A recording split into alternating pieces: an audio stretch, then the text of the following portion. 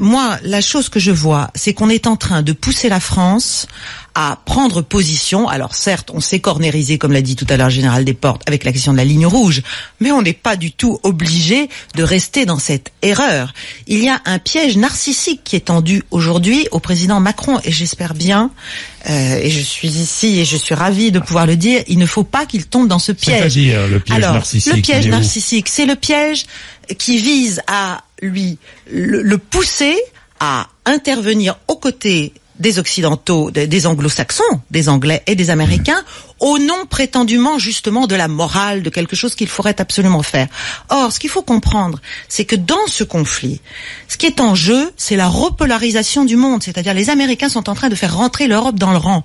Et Emmanuel Macron, de ce point de vue-là, est, depuis ses premiers pas qui ont été extrêmement habiles, intelligents, intéressants et novateurs et pragmatiques. Il a reçu Donald Trump, il a reçu Vladimir Poutine, il est allé voir Xi Jinping et il a montré qu'il y était possible pour la France et pour l'Europe, dont il entend prendre un leadership, d'avoir une position un peu plus autonome. Ça, c'est juste insupportable aux oreilles de Washington.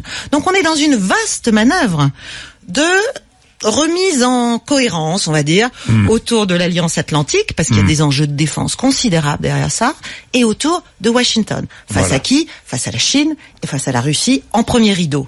Voilà. Oui, je comprends. Donc tout ce qui se passe en Syrie et face à l'Iran.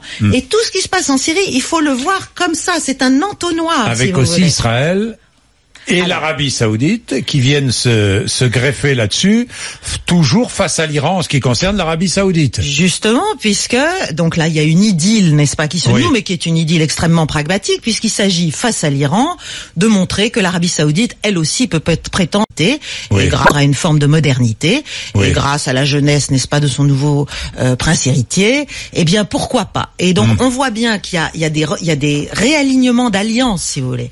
Mais le camp occidental qui lui, à la faveur du Brexit, à la faveur de Donald Trump, qui était aussi arrivé, qui a été un peu comme un chien dans un jeu de quilles américain qu'on croyait assez bien verrouillé, eh bien l'Europe s'est prise à dire et nous on pourrait peut-être exister de manière un peu plus autonome. On a commencé à proposer des coopérations.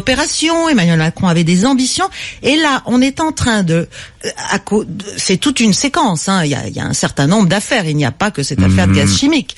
Et encore une fois, les responsabilités ne sont pas établies à ce jour, à ce stade. Donc je ne suis pas en train de dire que c'est les uns ou les autres.